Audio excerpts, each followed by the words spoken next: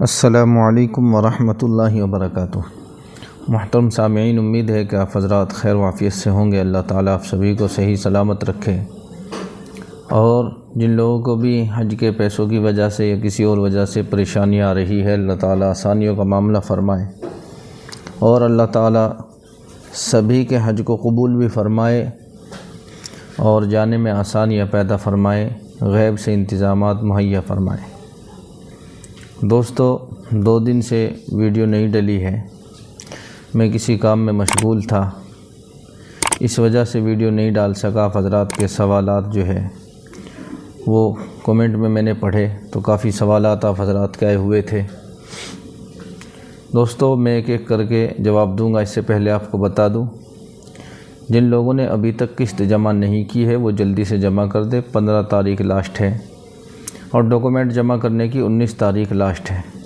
اس سے پہلے آپ حضرات اپنے ڈاکومنٹ ضرور جمع کر دیں، اور ویکسین سرٹیفکیٹ اگر پہلے جب حج کا فارم بھرا جب لگا دیا تھا تو اب دینے کی ضرورت نہیں ہے۔ بہت سے لوگوں کا فون آیا کہ جی اب بھی ہم نے جمع کر دیا، اب دینے کی ضرورت نہیں ہے۔ جس نے پہلے لگا دیا تھا اسے اب دینے کی ضرورت نہیں ہے، اگر پہلے نہیں لگایا تھا نہیں تھا تو اب جو ہے جمع کر دیں۔ ایک بھائی نے سوال پوچھا ہے، السلام علیکم۔ السلام مفتی صاحب، کور ہیڈ کا حج اپلیکیشن فارم پر جو کووڈ کی 1 ڈوز ہے 17/7/2021 ہے، جبکہ کووڈ سرٹیفکیٹ پر 17/8/2021 ہے، تو کیا ہمارا ویزا لگ جائے گا؟ جی ہاں، لگ جائے گا۔ ایک بھائی نے پوچھا ہے کہ ویٹنگ والوں کا کچھ بتاؤ۔ بھائی ویٹنگ والوں کا بھی کچھ نہیں، 10-15 دن انتظار کریں، اس کے بعد آپ کی جو ہے لسٹ جاری ہوگی۔ ایک بھائی نے کہا کہ مہاراشٹر میں مانگا بھی نہیں ویکسین سرٹیفکیٹ ڈاکومنٹ جمع کرتے وقت۔ بھائی مانگا وہ مانگنے کے نہیں، آپ سے آپ کو یہ خود جمع کرنا ہے، کیونکہ انہوں نے آپشن دے دیا حج کمیٹی نے جمع کرنے کا حج کا فارم بھرنے میں، تو آپ نے جب جمع نہیں کیا تو اب جمع کرنا ہے۔ آپ نہیں کرو گے تو پریشانی ہوگی، کیونکہ ویزا لگنے کے لیے جو ہے اسٹیٹ حج کمیٹی میں ویزا نہیں لگتا، بلکہ سینٹرل حج کمیٹی کے پاس آپ سبھی کے پاسپورٹ پہنچتے ہیں، اور وہاں سے ویزا لگ کر واپس اسٹیٹ حج کمیٹی کے پاس آتے ہیں، تو وہاں سے آپ کو ریجیکٹ کیا جائے گا۔ وہ سینٹرل حج کمیٹی سے، وہ اسٹیٹ حج کمیٹی سے آپ کو ریجیکٹ نہیں کیا جائے گا۔ اس بات کا دھیان رکھیں، مانگنے کا انتظار نہ کریں، خود ہی جمع کر دیں۔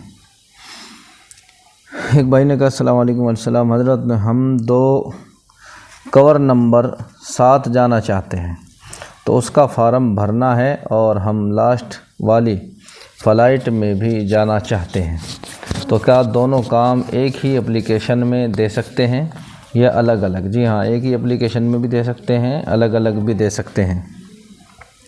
میرے حساب سے تو آپ جو ہے فی الحال دونوں کور جوڑنے کی اپلیکیشن دیں، اور فلائٹ کی جو ہے رمضان میں دیں، جب فلائٹ کا وقت قریب آ جائے، ابھی سے نہ دیں تو بہتر رہے گا۔ ایک بھائی نے کہا، السلام علیکم۔ السلام حاجی صاحب، میں نے اپنے ڈاکومنٹ کسی شخص کے ہاتھوں بھجوائے ہیں، حج کمیٹی میں پہنچ گئے، پتہ کیسے چلے گا؟ کوئی SMS آتا ہے کیا؟ یہ بہت سارے لوگوں کو کنفیوژن ہے کہ SMS آئے گا، اس کا کوئی SMS نہیں آتا کہ آپ کے ڈاکومنٹ حج کمیٹی کو پہنچ گئے ہیں۔ ایک سب سے پہلی بات تو یہ ہے، آپ کسی کے چکر میں نہ پڑے، کسی کے ہاتھوں ڈاکومنٹ مت بھجوائے۔ ڈاکومنٹ کا معاملہ بہت اہم ہے، اور خاص طور سے اس کے اندر جو ہمارا اوریجنل پاسپورٹ ہے، یہ سب سے زیادہ اہم ہے، جو اگر ایک بار گم ہو گیا تو وہ آپ کو دوبارہ ملنا بڑا مشکل ہو جائے گا۔ تو اس لیے خود جا کر کے جمع کریں، یا اسپیڈ پوسٹ سے کورئر سے بھیجیں، کسی کے ہاتھوں نہ بھیجیں۔ یہ چیز ایسی نہیں ہے کہ کسی کو بھی دے دیں، ورنہ آپ کو بہت بڑی دقت ہو سکتی ہے۔ ان باتوں کا خیال رکھیں۔ ایک بھائی نے پوچھا، السلام علیکم۔ وعلیکم السلام، 2024 کے حاجیوں کو کھانا بنانے کا انتظام رہے گا؟ دوسرا کچھ انتظام ہے بتائیں۔ بھائی دیکھیے، مدینے کے اندر تو کھانا نہیں بنایا جاتا، کھانا جو ہے مکے کے اندر عزیزیہ کی جو بلڈنگیں ہیں ان میں کھانا بنانے کا کچن ہوتا ہے، اور آپ کو سویدھا دی جاتی ہے کہ آپ اپنا کھانا بنا سکتے ہیں۔ لیکن بہت سے لوگ جو ہے وہ تکلیف مانتے ہیں اس بات کو بھی کھانا بنانے کو، تو وہ ہوٹل سے کھا سکتے ہیں، ہوٹل کے حساب سے جو ہے پیسے لے کر کے جائیں، اور خود بنانا چاہیں تو خود بھی بنا سکتے ہیں۔ اسی طریقے سے ایک بھائی نے پوچھا کہ ڈاکومنٹ بھیج دیے ہیں، اب ہمیں پتہ کیسے لگے گا کہ ہمارا پیپر جو ہے پہنچ گئے؟ بھائی اس کے لیے جو ہے آپ نے جس سے بھی بھیجے ہیں، اسپیڈ پوسٹ سے بھیجے ہیں یا کوریئر سے، اس کی پرچی ملتی ہے، اس میں ٹریک نمبر ہوتا ہے، ٹریکنگ نمبر سے آپ حضرات جو ہے چیک کریں کہاں تک پہنچ گئے نہیں پہنچ پائے، اس سے پورا دکھایا جاتا ہے کہ کہاں تک پہنچ گیا، پوری لوکیشن دکھائی جاتی ہے، اب کہاں ہے، تو اس سے جب آپ کو دکھے کہ پہنچ گیا تو پہنچ گیا، اس میں دھوکہ نہیں ہوتا ہے۔ ایک بھائی نے پوچھا ہے کہ طواف زیارت کرنے کے لیے مینا سے مکہ بس سروس ملتی ہے معلم کی طرف سے یا خود سے آنا ہوتا ہے؟ بھائی معلم کی طرف سے وہاں سے کوئی سویدھا نہیں دی جاتی۔ مینا سے طواف زیارت کرنے کے لیے آپ کو یا تو پیدل آنا پڑے گا، یا کچھ دور پیدل چلنے کے بعد آپ کو پرائیویٹ بسیں مل جاتی ہے، آپ 10 ریال 5 ریال دے کر کے آپ وہاں سے حرم آ سکتے ہیں۔ بسوں کو تو وہاں جانے نہیں دیا جاتا بالکل مینا میں، وہ کچھ دوری پر جو ہے کھڑی رہتی ہے، اور وہاں سے آپ حضرات اس میں بیٹھ کر آ سکتے ہیں یا پھر پیدل آ سکتے ہیں۔ معلم کی طرف سے کوئی سویدھا اس میں نہیں دی جاتی ہے۔ ایک بھائی نے پوچھا، السلام علیکم السلام،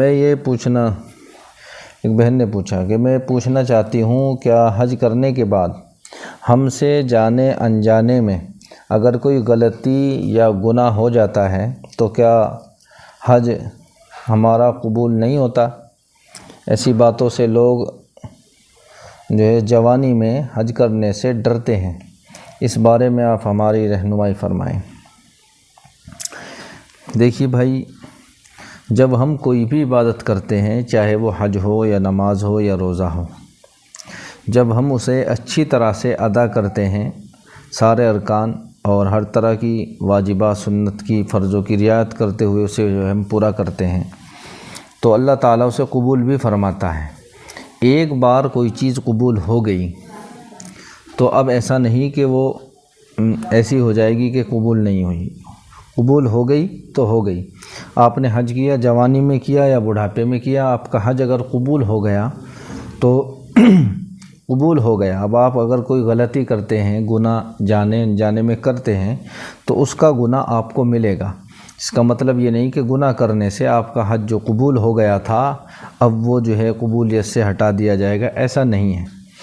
تو آپ جو ہے حج کریں، اور حج مقبول کی علامت ایک نشانی میں آپ کو بتا دوں، یہ ہے کہ انسان گناہوں سے بچنا شروع ہو جائے، اور گویا کہ اس کی زندگی کا رخ بدل جائے، جو کام غلط وہ پہلے کرتا تھا اب نہ کرے، اور سیدھے راستے پر چلنے لگ جائے۔ پہلے نماز نہیں پڑھتا تھا اب پڑھنے لگ جائے، پہلے روزہ نہیں رکھتا تھا اب روزہ رکھنے لگ جائے، پہلے جھوٹ بولتا تھا اب جھوٹ نہ بولے، یعنی غلط کاموں سے ایک طرح سے اس کے دل کے اندر نفرت آ جائے اور اس کی زندگی بدل جائے، تو سمجھو اس کا حج قبول ہو گیا۔ ایک آدمی جیسا پہلے تھا اس سے بھی بدتر ہو گیا، یا ایسا کہ ایسا ہی ہے، تو سمجھو اس کا حج قبول نہیں ہوا۔ یہ ایک نشانی ہے۔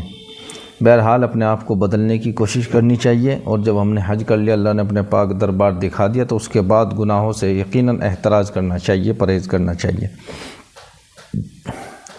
ایک بھائی نے پوچھا، السلام علیکم السلام، دوسری قسط کتنے روپے کی ہوگی؟ بھائی دوسری قسط جو ہوگی وہ 1,70,000 کی ہوگی۔ جیسے اس قسط کی ڈیٹ فائنل ہوگی تو اس کے 2-4 دن کے بعد ہی حج کمیٹی دوسری قسط کا اعلان کرے گی، اس لیے آپ حضرات پہلی قسط جمع کرنے کے بعد دوسری قسط کا جو ہے انتظام میں لگ جائیں، اور اپنا انتظام کر لے، جیسے ہی اعلان ہو فوراً جو ہے جمع کر دیں۔ تو یہ آپ حضرات کے سوال تھے جن کا میں نے اچھی طرح سے جواب دے دیا ہے۔ اگر من میں کوئی سوال ہے، کنفیوژن ہے، تو دوبارہ سے سوال کر سکتے ہیں۔ دوستو، آپ کو اگر ہماری ویڈیو اچھی لگی ہے، جانکاری اچھی لگتی ہے، تو ویڈیو کو لائک اور شیئر ضرور کر دیں، اور چینل کو سبسکرائب نہیں کیا ہے تو جلدی سے کر لیں، تاکہ آنے والی ویڈیو کا نوٹیفیکیشن آپ کو ملتا رہے۔ آئیے چلتے ہیں، پھر ملاقات ہوگی اگلی ویڈیو میں۔ السلام علیکم ورحمۃ اللہ وبرکاتہ۔